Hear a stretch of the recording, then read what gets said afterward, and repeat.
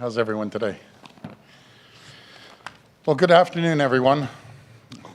Thank you for joining us today. And Minister Freeland, I want to thank you, and Ambassador McNaughton, thank you very much. We had a great discussion regarding the trade negotiations between Canada and the United States. We had a productive and frank meeting. They provided me with an update on the progress we're making, and I reaffirmed Ontario's government standing shoulder to shoulder with our federal counterparts. I also shared the concerns of our steel, aluminum, and automotive industry, their concerns when we met yesterday.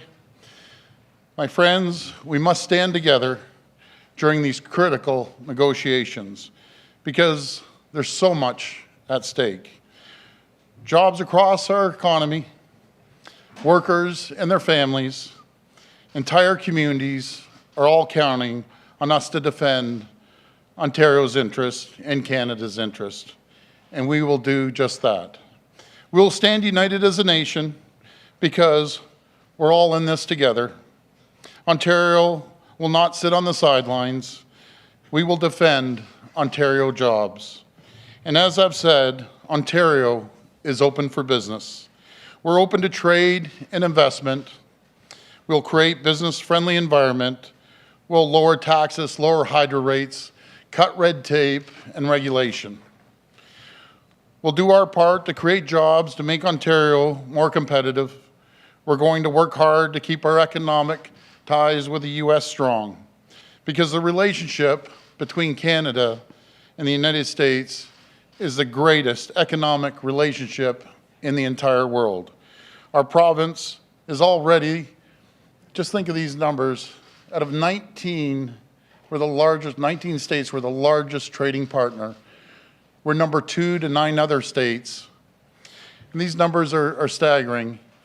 We trade $390 billion. Ontario alone does trade of $390 billion a year in 2017. That's roughly about 55% of overall trade that we do with the United States. And we want to expand this even further. I'm ready to take our case to the American political and business people down there and voice our opinion, work closely, again, with our federal counterparts. And it was a real privilege, again, speaking to the minister and the ambassador. We're going to be working hand in hand to make sure that we negotiate this trade deal and make sure we're successful at that. I believe by working together, we can get a great deal on both sides that we can be proud of, because everyone benefits when a deal gets struck here.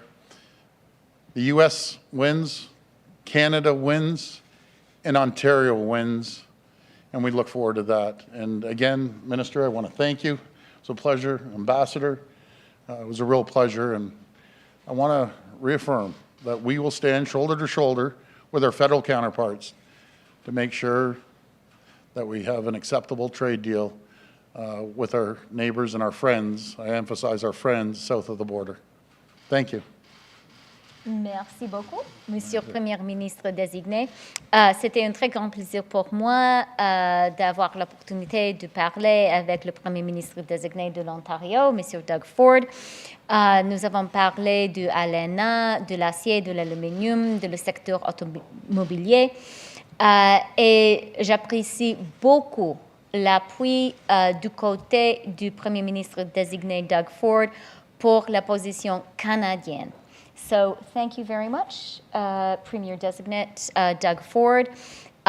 We had a very good conversation, a long, substantive conversation, and I said to the Premier-Designate how much I appreciate the strong position he has taken, as you have just heard, expressing a shoulder-to-shoulder solidarity with the federal government, and I would really like to thank him for that.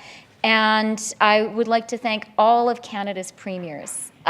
This is a very important negotiation for Canada. The Canada-US economic relationship is an important relationship. And one of the things which has been so valuable to Canada as we have gone into these conversations, is the fact that Canada is playing as a totally united team. That is absolutely essential. That is a powerful message for all Canadians, and it's a powerful message for Americans. And in fact, I was very glad I was in Washington this morning with Ambassador McNaughton, and I met this morning with Ambassador Lighthizer, the USTR, to continue our NAFTA conversations. And he asked me about the election in Ontario, and I was really glad to be able to say to him that I was coming back to Toronto this afternoon. I would be meeting with the Premier-Designate, and that we have, and I'm confident will continue to have, a very strong united position. Great. Thank you. Questions one at a time here at the mic. Please step up. Lauren Pelly, CBC News. Mr. Ford, there's growing concern in Toronto about what a change in government could mean for the support for harm reduction efforts in the city amid the ongoing deaths from opioids. Will your government continue to support those efforts that are already in place? Well, I've always said, I've said it throughout the election and leadership, we are putting $1.9 billion into mental health, addiction, and housing support. My personal opinion is that we have to make sure that we get help for people, and I'm going to consult with doctors and professionals and get their input. Safe injection sites, though, is that part of that? Again, I'm going to get my advice from our medical teams, professionals in the industry. I think I've been clear on my stance about that. But again, hopefully we'll get matching money from the feds. Sorry. It's not part of the NAFTA negotiation, let me be clear. But it's, again, we're going to put $1.9 billion. Hopefully the federal government will match that $1.9 billion. It'll be the largest investment, mental health, addiction, and housing that this country's ever seen, total of $3.8 billion. And again, I think it's absolutely critical. I call it an epidemic that we have to save lives. And the way, in my opinion, you save lives, first of all, you get the professional advice from the doctors and professionals, but you also need to give these people the support that they need. Marika Walsh with iPolitics. This is for both of you. Many industry groups and workers are feeling really anxious and squirrely about the tariffs that are already in place, but also the threats of auto tariffs. So, Mr. Ford, I'm wondering if you can shed any light on what confidence you have of whether this will or won't happen and what your message is for Ontario workers who would be affected. And Ms. Freeland, I'm wondering if your government would support some sort of support package for the auto and steel sectors. Well, good question. I can reassure the people in the automotive industry and the steel and aluminum industry, we're going to work hard with our federal counterparts here. I have all the confidence in the world and the ambassador and the minister, the job they're doing. And I wouldn't, I would first, let's see what happens here before we make any commitments. But we're going to have a strong voice, and I'm going to be working closely with the 19 governors down in the U.S., especially with the midterms coming up. I'll be working hard to get our message across. Again, we have a great relationship with the United States. We have a great business relationship, personal relationship, largest unprotected border in the world. The fight shouldn't be with Canada, in my opinion. We're going to continue on with that great relationship, and I know the federal government's working extremely hard around the clock to make sure we continue with that relationship. Minister? Okay. Thank you very much for the question. So let me start with the steel and aluminum tariffs. As Canadians are well aware, those illegal Section 232 tariffs are already in force. They have come into effect not only with regards to Canada, but also the EU and Mexico. Canada has announced its retaliation list, We are currently in a consultation period, and that was one of the issues that we discussed in this meeting.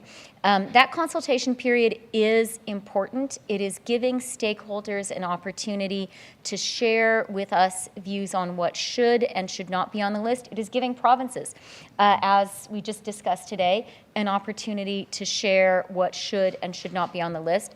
So that's an important process. We are working very, very energetically on that.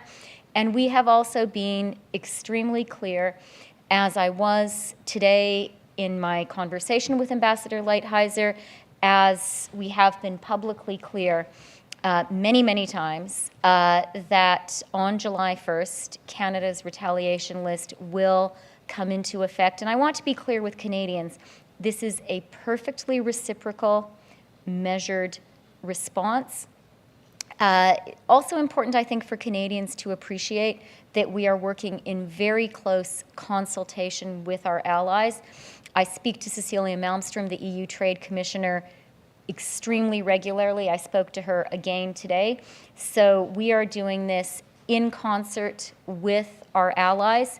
We've also raised cases both at the WTO and at NAFTA. And at the WTO, in addition to the Canadian case, the EU has raised a case, Mexico has raised a case, Japan has raised a case, Norway has raised a case, Thailand has raised a case. So this is now really the reality that the world is saying this action from the United States is illegal and unjustified, and we're making that case. Okay, next question. Justin Giovanetti from the Globe and Mail. Minister Freeland, can you tell us how close are you to bridging the auto parts, the auto section of NAFTA, which seems to be the main sticking point in talks right now? That's a really good question. And we did talk both with the Premier-Designate. We spoke a lot about autos and rules of origin, and I discussed that with Ambassador Lighthizer today. NAFTA is a trilateral deal, and when it comes to rules of origin, there are some important conversations that have to be had with Mexico. Those conversations are happening. I feel that we have made, over the past months, really since January, when Canada put forward some creative ideas, the U.S. responded to them in a productive way in March. And I think since then, we have made really significant progress on the rules of origin. It may sound to people like that's a long time, but this is very, very, very complicated. It is fiendishly complicated, as anyone in Ontario's auto industry will tell you. So I think good progress has been made to date. It's something I discussed with Ambassador Lighthizer, and we talked about a plan to work on and hopefully conclude that part of the negotiation. Okay, next question. Hi, Megan Fitzpatrick from CBC News. I have a two-part question for Mr. Ford and one question for Minister Freeland. Wow. Yeah. Three. I got to Three pack them in all one. in one That's shot. pretty good. Mr. Ford, you were talking about Ontario being open for business. Yesterday, you were talking, and you just outlined again some of the measures you intend to take to make Ontario more competitive, and that includes tax cuts, corporate tax cuts. And you campaigned on a message of relief is on its way. But in your platform, those tax cuts aren't set to come in until year 2 or 3 of your mandate. So I'm wondering why that is. If you're promising relief to the Ontario business community, why not do those tax cuts right away? And you were speaking a minute ago about reassuring workers in the auto industry and the steel industry and so on. Why weren't there any representatives of workers at the meeting yesterday? Why were those only industry representatives and no union representatives? And Minister Freeland, you were saying that this is useful to have Mr. Ford standing shoulder to shoulder, sign of solidarity. But beyond that, this meeting today and this show of support, are there any concrete actions you would like to see Mr. Ford take in terms of lobbying the American administration, officials? I mean, what advice do you have for him as he takes on this big challenge in just a few weeks? So, Who wants to go Mr. Ford, first? why don't you start? Okay, well, first of all, we'll be taking measures. We're already starting to take measures on reducing the burden onto companies and also the people of Ontario. We're going to reduce the gas tax by 10 cents per liter, which plays a role right across the board. We will be visiting the tax relief for small businesses of 8.75%, as well as the corporate tax of bringing it down from 11.5 down to 10.5. But that's only in And year two, right? Again, we will confirm that. We want to, well, it may change because we want to find out what are the real numbers, because we don't know the real numbers yet. When we get into office, we'll find out the real numbers. We'll have a Minister of Finance, I should say. We'll be going through the books. We're also bringing external auditors in to go line item by line item review to drive efficiencies. So the people and the businesses of Ontario will have tax relief. Again, we have 380,000 regulations here in Ontario. We've given the direction to our secretary to start reviewing that. And I just want to mention Steve Orsini is an incredible person. I have a great deal of respect for him, and he's doing an incredible job so far. And we're going to make sure that we're competitive. We're going to be competitive around the world, because it's not about competing against the person down the street any longer, or even maybe another province. We're competing on a worldwide market right now, and we will be the most competitive market in the entire North America to do business in, as sure as I'm standing here. The other part of my question, please, if you don't mind, sir, on the meeting yesterday and who was invited and who was not. Well, we invited industry leaders. I'm also going to be meeting with some union members. Matter of fact, I met with one of the heads of the union this morning.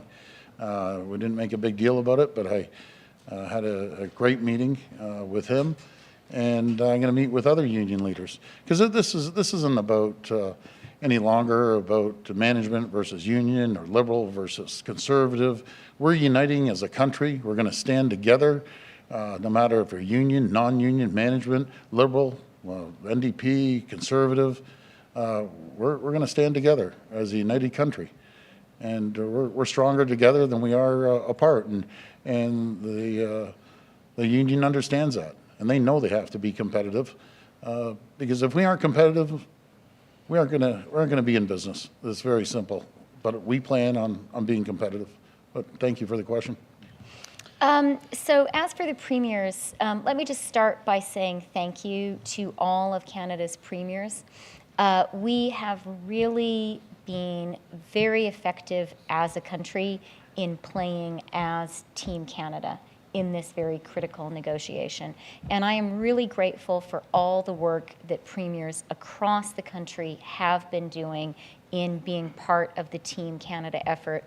And as Premier-Designate Ford has said, it really has been a non-partisan effort. We have approached this, I think all of us, as Canadians. Premier Moe of Saskatchewan was in Washington last week. I briefed him before he went, and he worked closely with our embassy there. And this is very effective, very important. So when it comes to Premier-Designate Ford, one of the things we talked about was the role that premiers have been playing, all of the premiers in the country, in going out, talking directly to their counterparts in the United States, the governors.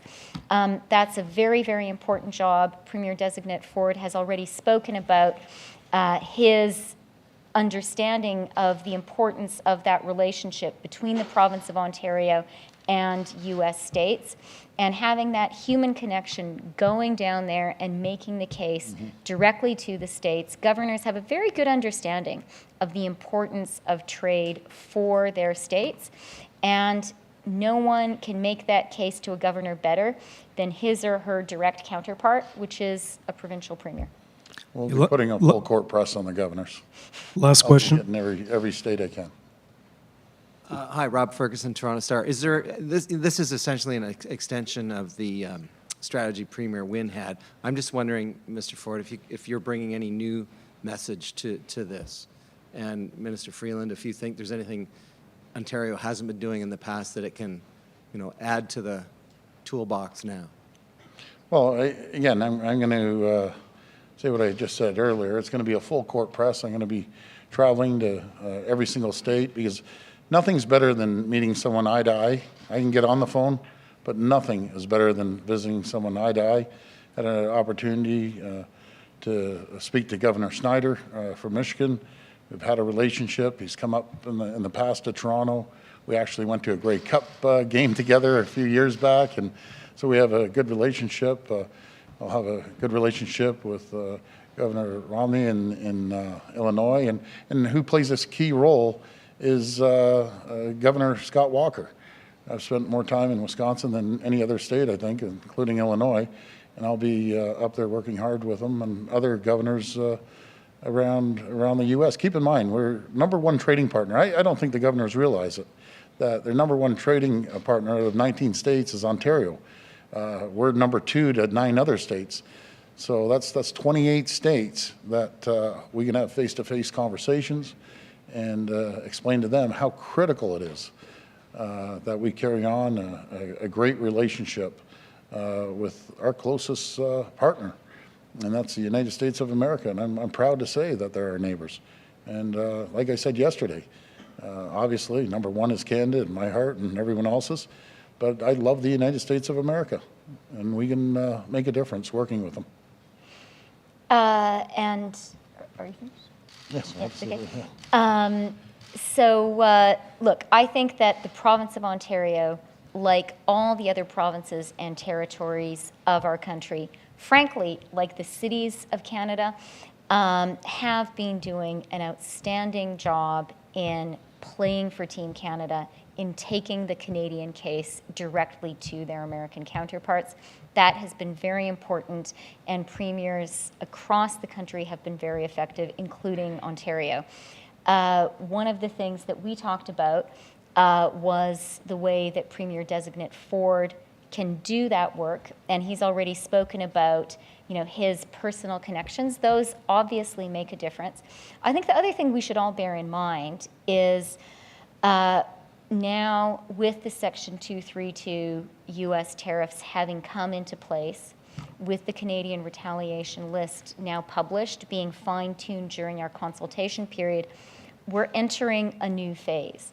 And this is a really important phase because this is a moment when, as all of us go and speak to our U.S. counterparts, we're able to say, this is really a bad idea. And, as I said in Washington yesterday, this is an opportunity when we need to be making the case that having this kind of dispute hurts American consumers, hurts American businesses as well. And I think that is going to be a message that all of us are going to be taking to our American counterparts, because as the Premier-Designate said, we have a great trading relationship with the United States. The Premier has spoken about Ontario. Let me speak about Canada. Canada is the single largest market for the United States, larger than China, Japan, and the UK combined. They're important to us. We are also really important to them. And I think that is an argument that all Canadians at all levels have been making, and I think we now need to make with even greater renewed vigor. And one of the things that gives us an edge in making this argument is the fact that when it comes to this particular issue, our country is absolutely united. And that's why I want to thank Premier-elect Doug Ford, Designate Doug Ford, for the opportunity to talk with him about this important issue and to show Canadians and Americans that Canadians stand together. That's right. Thank you. Thank you very much, everybody. Thank you. you. En Thank you. français. Thank you very. Thank you. Thank you. Thank you very much. Le gouvernement fédéral pourrait, par exemple, offrir de l'aide. Une en français. Comment? Sorry for I'm not Portuguese. Est-ce que le gouvernement fédéral pourrait considérer mettre sur la table de l'aide financière pour les compagnies qui sont touchées par les tarifs américains sur l'aluminium, sur l'acier ou par les problèmes de l'aluminium? C'est un enjeu duquel nous avons parlé aujourd'hui et nous avons des discussions maintenant au niveau fédéral avec les compagnies, avec les travailleurs pour parler de ça. C'est vraiment un important enjeu et on est en train de consulter, de parler de cela. Je veux souligner que le Canada, le gouvernement fédéral, va toujours défendre les travailleurs, les industries canadiennes, et je peux le démontrer avec l'exemple de l'industrie du bois d'œuvre. Nous avons défendu cette industrie et nous allons faire la même chose pour toutes les industries canadiennes touchées par ces choses. OK, merci beaucoup. Thank you very much. Merci. Thank you.